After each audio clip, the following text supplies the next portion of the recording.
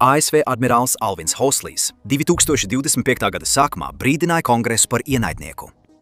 Tas klusi un nemanāmi kartēja Amerikas visjutīgākās vietas pa daļām. Tad viņš atklāja to atrašanās vietu. Tie bija tikai 90 jūdžu attālumā. Kad ziņas izplatījās, militārie eksperti jau noteikti bija uzminējuši vainīgo. Viņi zināja, ka tā ir sala, kas darbojas kā starpnieks. Tagad man ir vienalga, vai YouTube apspiež šo video, jo viņam nepatīk kara tēmas. Es tāpat atklāju patiesību, taču jūs varat piespiest YouTube būt godīgiem, nospiežot patīk pogu. Paldies! Pirms dažiem gadiem kāds ziņojums apgalvoja, ka bijušajā kodolvalstī Kubā tiek plānota elektroniskās noklausīšanās centrs. Taču, kā ziņots, tā nebija vairāk miljardu dolāru vērta, un tieši tas arī bija galvenais problēmas avots. Kuba nebija tādā situācijā, lai varētu iegādāties aprīkojumu vairāk miljardu vērtībā. Tās ekonomika jau atrodas intensīvās terapijas nodaļā. Pārtika, degviela un zāles ir kļuvušas par luksusa precēm, un šāda ekonomika iegādājas miljardu dolāru vērtu aprīkojumu? Grūti noticēt. Bet, kad es iedziļinājos vairāk, vispār Amerikas rīcība pret Kubu sāk iegūt jēgu. Iemesls, kāpēc es Kubu nosaucu par bijušo kodolvalsti, ir cieši saistīts ar tās komunistisko brālību. Baumas par Ķīnas izlūkošanas aktivitātēm Kubā klīst jau kopš 90. gadiem. Diemžēl ilgu laiku neviens to neuztvēra pārāk nopietni. Taču tas mainījās 2023. gada jūnijā, pēc tam, kad kāds ziņojums tās atklāja. The Wall Street Journal publicēja ziņojumu, kurā apgalvots, ka gan Ķīna, gan Kuba slepeni vienojušās ļaut Pekinai izveidot elektroniskās noklausīšanās centru salā. Tiek ziņots, ka tas bija vairāk miljardu dolāru vērts valdībai Havanā, kurai ļoti bija nepieciešama nauda. Tās tiešais mērķis bija uzraudzīt sakarus visā ASV dienvidaustrumu daļā. Sākotnēji abas valdības šo stāstu noliedza. Taču dažu dienu laikā Amerikas amatpersonas klusi atzina, ka Ķīna patiesībā ir darbinājusi un modernizējusi izlūkošanas objektus Kubā vismaz kopš 2019. gada. Šī modernizācija nebija vienreizējs gadījums. Tā bija daļa no daudz plašākas globālas iniciatīvas izveidot vispasaules noklausīšanās posteņa tīklu, kas vērsts uz kaut ko ļoti konkrētu – Amerikas signāliem. 2024. un 2025. gadā pētnieki no CSIS izmantoja komerciālos satelīta attēlus, lai identificētu 4 konkrētas vietas Kubā. Tas, ko viņi atrada šajās vietās, nebija nepamanāms. Lieli antenu lauki, radomi un kosmosa izsekošanas iekārtas, kas acīm redzam pēdējos gados bija paplašinātas un modernizētas. Viņi zināja, ka gandrīz noteikti redz Ķīnas atbalstītas izlūkošanas operācijas. Atrašanās vietas bija Huajē, Kalapazārā, El Salalā un visbaisākajā Beiručalā. Šajā vietā bija kaut kas vēl svarīgāks nekā pārējās. Tā atrodas mazāk nekā 10 jūdžu attālumā no vietas, kur Padomju Savienība augstā kara laikā darbināja savu slaveno Lodes radiosakaru izlūkošanas staciju. Satelīta attēli no 2025. gada aprīļa rāda, ka tur tiek būvēta milzīga jauna ēka. Aplī izvietots antena masīvs, kas veido ideālu apli un aptver apmēram 175 metrus diametrā. Tā izmērs gandrīz atbilst pusotram futbola laukumam vienai antenu sistēmai. Tā arī nav tāda veida ierocis, kas šauj raķetes, nevadāmās raķetes vai pat viena lodi. Un tas nav saistīts ar kodolieročiem, taču tam ir spēks izšķirt kara iznākumu. Šāda veida masīvs ir īpaši izveidots kaut kam, ko sauc par augstfrekvences virziena noteikšanu. Tā ir tehnika, kas ļauj operatoriem precīzi noteikt radiosignālu izcelsmes vietu pat līdz 8000 jūras jūdzēm attālumā. No Kubas šis diapazons aptver visu kontinentālo ASV, lielu daļu Atlantijas okeāna un pat tālu Klusajā okeānā. Izmantojot šo tehnoloģiju, Ķīna var uzraudzīt Amerikas jūras spēku mācības, izsekot militāros un komerciālos kuģus, kas pārvietojas caur Karību jūru, vākt radaru un telemetrijas datus no Amerikas raķešu izmēģinājumiem un, kas ir visbīstamāk, atklāt Amerikas zemūdeņu īslaicīgās sakaru pārraides. Tā kā zemūdens izdzīvo, paliekot pilnīgi klusumā un neredzamas, ja Ķīna spēj tās dzirdēt no Kubas, tas pilnībā maina jebkura potenciāla konflikta aprēķinus. No otras puses, Huajē objekts ir izveidota ar ļoti konkrētu mērķi. Patiesībā analītiķi to ir raksturojuši kā izlūkošanas informācijas straumi, kuru fiziski nebūtu iespējams iegūt nekur citur uz Zemes.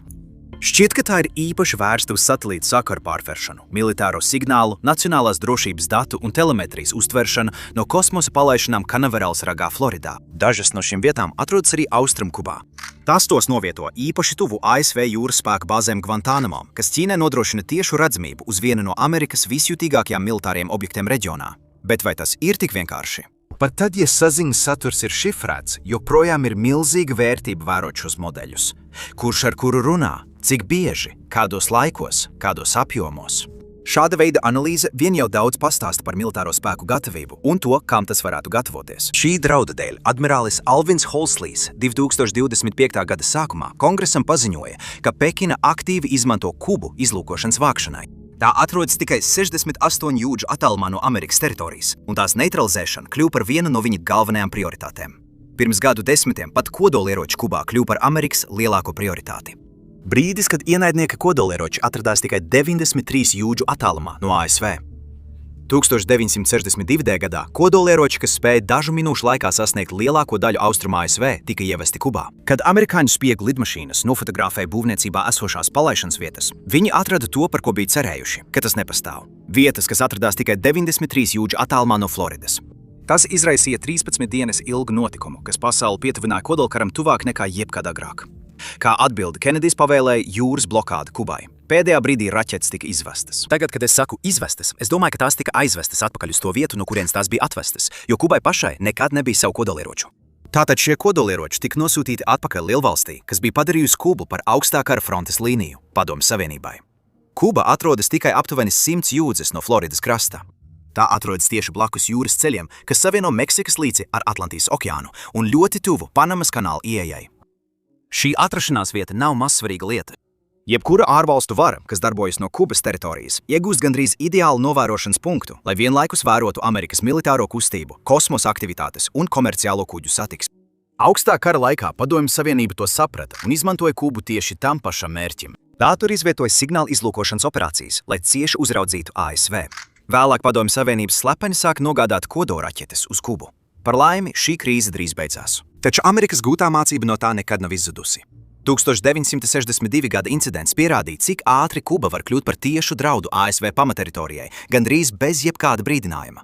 Tas tika stingri iestrādāts ASV drošības doktrīnā, un kopš tā laika tur arī palicis. Tas, ko Ķīna dara šodien, balstās uz to pašu loģiku, tikai pielāgotu mūsdienu laikmetam. Tā vietā, lai būtu redzamas raķešu baterijas, viņiem ir satelītu antenas un digitālā infrastruktūra.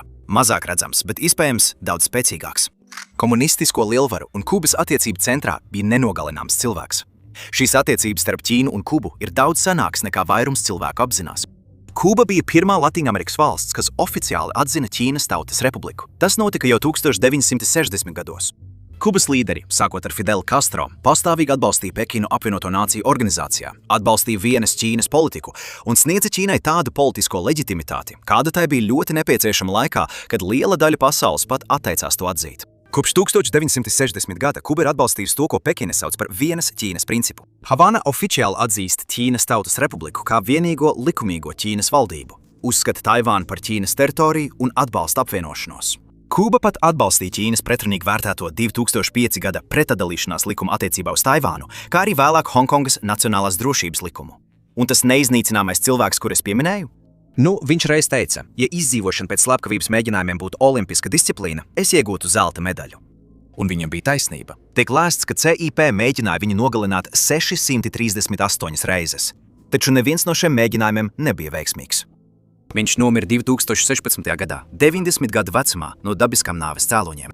Par pēc Fidela Kubas ārlietu ministri atkārtoti un publiski ir nosodījuši jebkādu ārvalstu iejaukšanos Taivānas, Hongkongas un Šindzianas jautājumos. Šāda beznosacījuma draudzība ir iemesls, kāpēc Ķīna cenšas nepieļaut Kubas ienaidnieku ienākšanu vai kaut ko atņemt viņiem. Ķīna kontrolē apmēram 70% no pasaules elektroautoražošanas jaudas un vairāk nekā 80% no LFP akumulātoru ražošanas apjoma. Šis ir tas akumulātoru veids, ko izmanto pieejamākos elektroauto. Tiek prognozēts, ka tās ražotāji veidos 71% no visām pasaules akumulātoru ražošanas investīcijām laika posmā no 2025. līdz 2026. gadam, kopumā sasniedzot apmēram 130 miljardus dolāru. Tas ir gandrīz 7 reizes vairāk nekā Amerika tērē tajā pašā laika posmā. Taču visa šī mēroga sasniegšana pilnībā ir atkarīga no stabilas un drošas izēvielu un niķeļa piegādes, īpaši augstas tīrības pakāpes niķeļa, ko izmanto tālās darbības augstākās klases akumulātoros, piemēram NMC un NCA ķīmijas akumulātoros.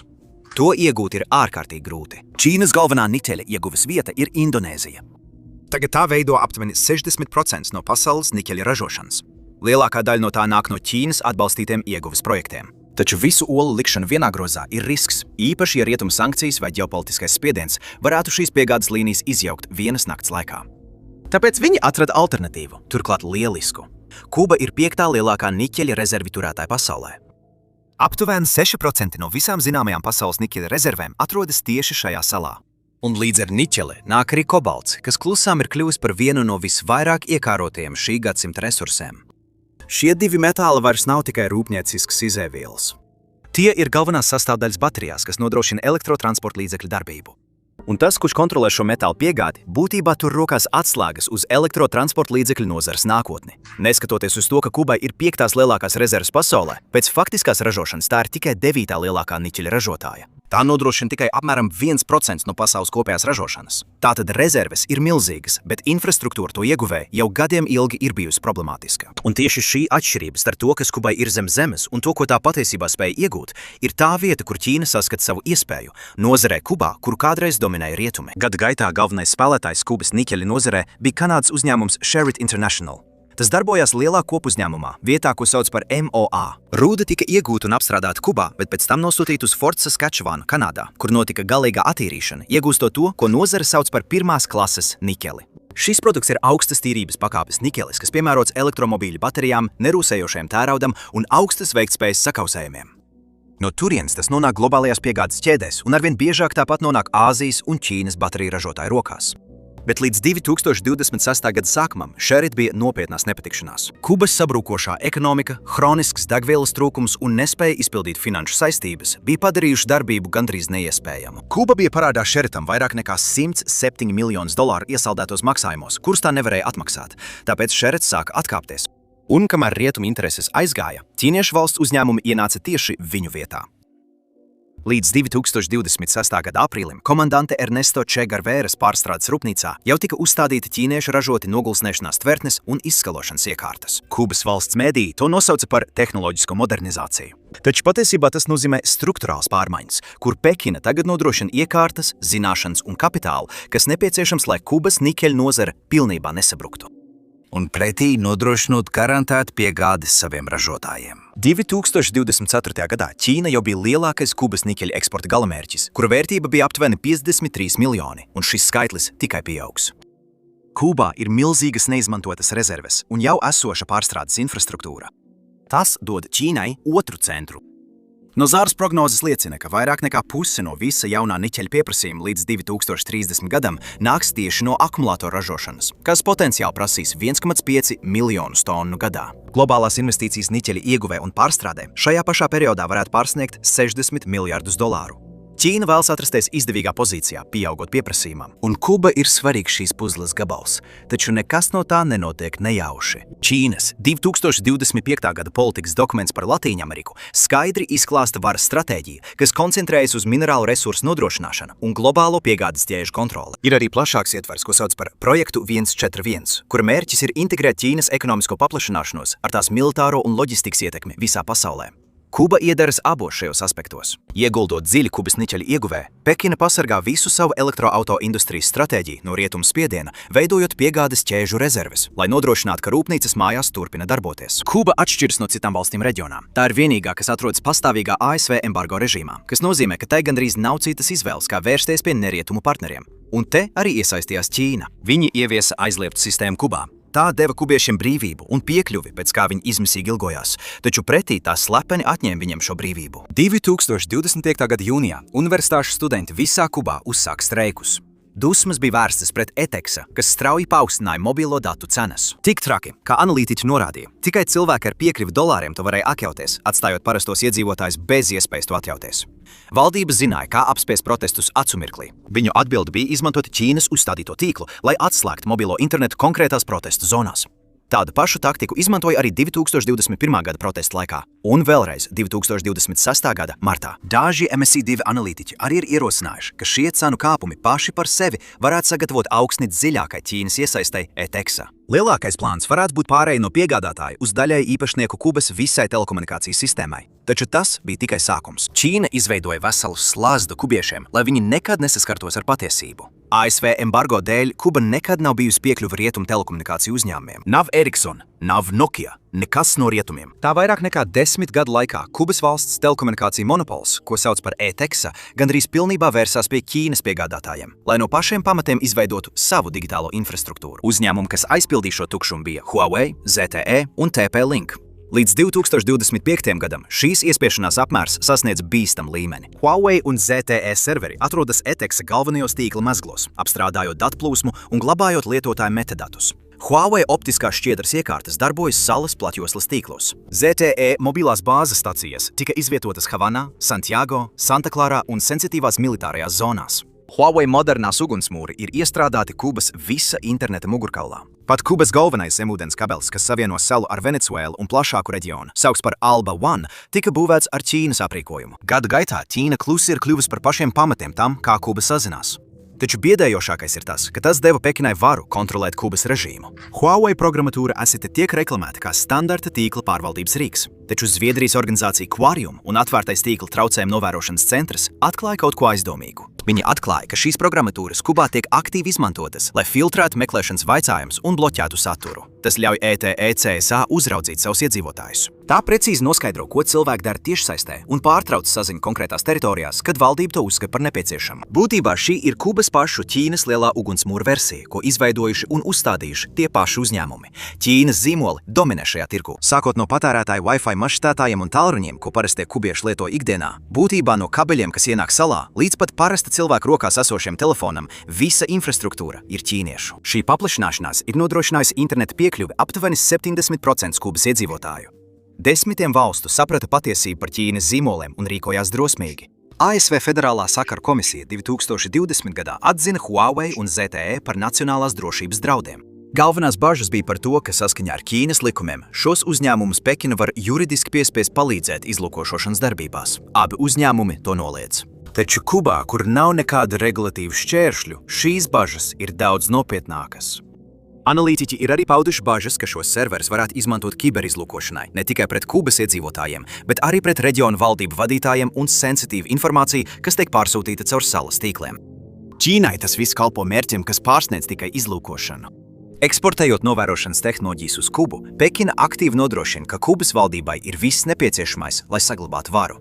Stabils Kubas režīms nozīmē, ka Ķīnai turpināsies piekļuve salai, un Ķīnas tehnoloģijas ir būtisks iemesls, kāpēc režīms joprojām pastāv.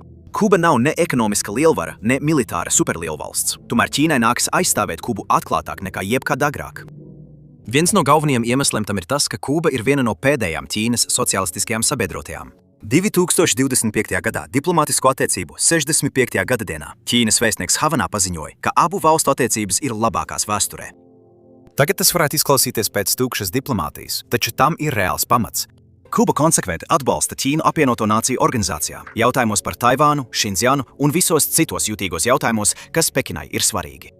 Ķīna atbild ar to pašu, nosaucot Amerikas embargo par nelikumīgu un necilvēcīgu, aizstāvot Kubu starptautiskajos fórumos un pozicionējot abas valstis kā globālo dienvidu līderes, kas pretojas Amerikas dominēšanai. Taču 2026. gadā šīs attiecības piedzīvo lielāku pārbaudījumu nekā jebkad agrāk. Trumpa atgriešanās Baltijā namā atnesa to, ko viņa administrācija atklāti nosauca par pilnīgu spiedienu uz Kubas-Ķīnas asi. Jauns izpildrīkojums būtiski pastiprināja sankcijas. Venecuēlas naftas piegādes Kubai tika pārtrauktas, un salas ekonomika sāka brukt brīvajā kritienā. Amerikāņu amatpersonas sāka atklāti ieteikt, ka Kubas režīms varētu būt uz sabrukuma robežas. Ķīnas atbilde bija pastiprināt savu iesaisti.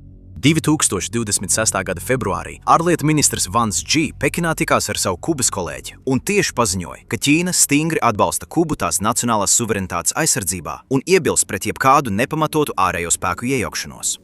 2026. gada marta beigās amerikāņu amatpersonas atkal izvirzīja iespēju, ka režīms varētu sabrukt. Tāpēc Pekinas ārlietu ministrijas pārstāve Mao Nins nāca klajā ar paziņojumu, atkārtot apliecinot pilnu atbalstu un noraidot jebkādus mēģinājumus liekt Kubai tās attīstības tiesības. Tie nav garāmijoši izteikumi. Tie ir rūpīgi formulēti signāli Vašingtonai, ka Kuba ir robeža, kuru Pekina neplāno ļaut pārkāpt.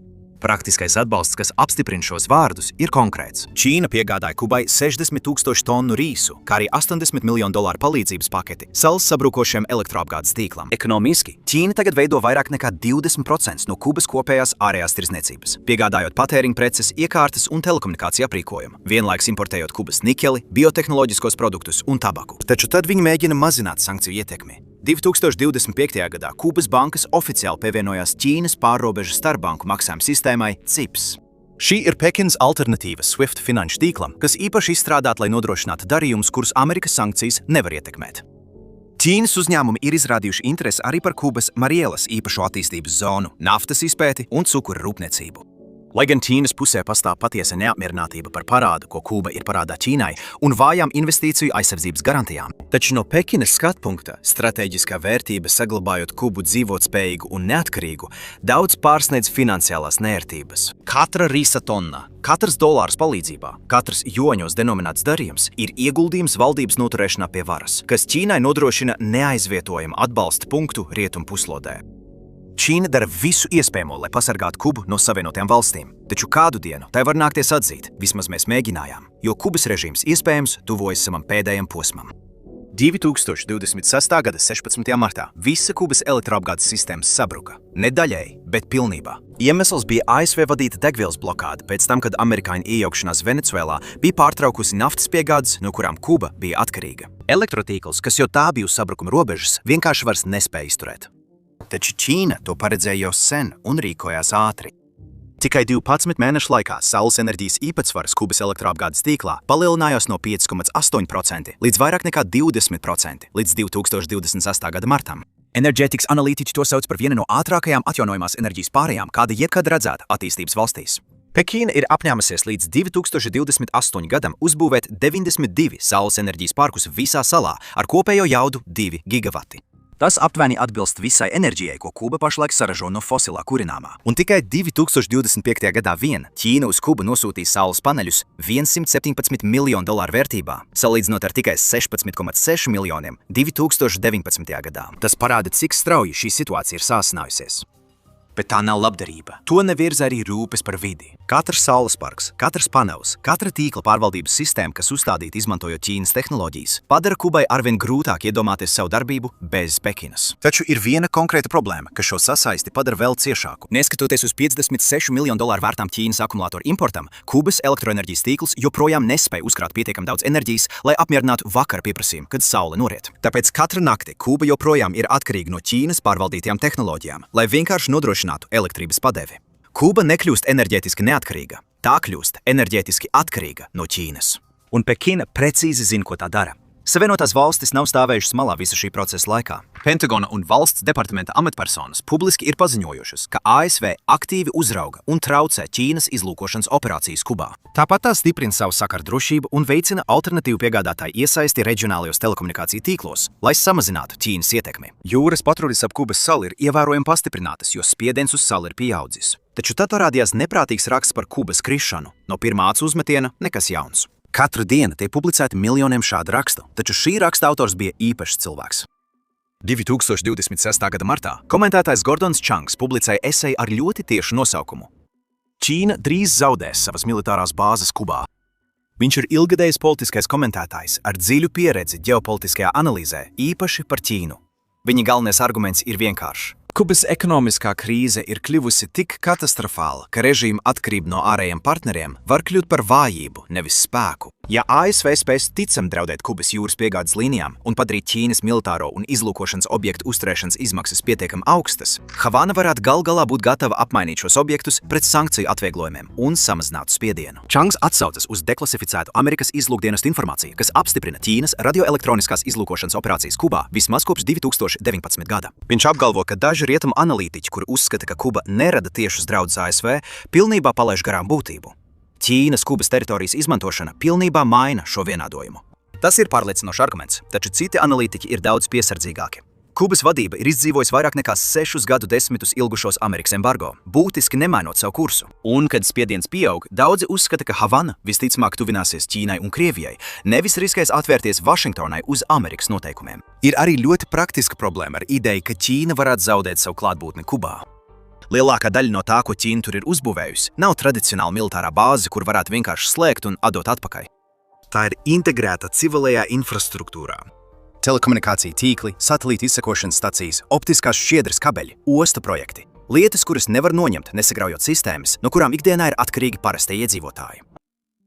Tās padara jebkādu atkāpšanos par lēnu un sarežģītu procesu, nevis par tīru pārtraukumu. Un pat ja dažas no redzamākajām spiegu vietām tiktu pakļautas pietiekamam spiedienam, lai tās oficiāli slēgtu, pamatā esošie datu apmaiņas līgums starp Kubas un Ķīnas izlūkdienestiem varētu klusi turpināties, saglabājot lielāko daļu izlūkošanas vērtības, vienkārši padarot Ķīnas klātbūtni mazāk redzamu. Ķīna Dienvidķīnas jūrā pastāvīgi atrodas Amerikas uzraudzībā. ASV spiegu lidmašīnas, satelīti un jūras spēku vienības vēro katru tās soli. Kuba dod Ķīnai iespēju atbildēt ar to pašu, sakot, labi, jūs mūs vērojat šeit, mēs jūs vērojam turpat, pie jūsu pašām durvīm. Analītiķi to sauc par savstarpēju spiegošanu, un tas būtiski maina spēku līdzsvaru starp abām valstīm. Aptuveni 180 valstīm šodien ir diplomātiskās attiecības ar Ķīnas Tautas Republiku, nevis Taivānu. Un tas izskatās pēc milzīgas uzvaras. Taču Ķīnas Tautas Republikas atzīšana par Ķīnas valdību nav tas pats, kas pilnībā pieņemt vienas Ķīnas principu.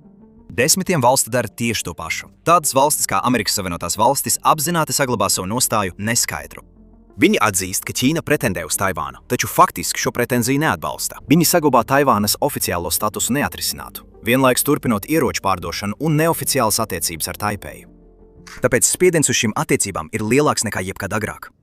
Ķīna nav gatava atkāpties labprātīgi, un Savienotajām valstīm sāk zust pacietība saistībā ar to, kas tiek būvēts tieši pie tās dienvidu piekrastes. Kur tas viss beigsies, patiešām nav skaidrs, taču nav šaubu, ka abas puses ļoti labi apzinās, kas ir likts uz spēles.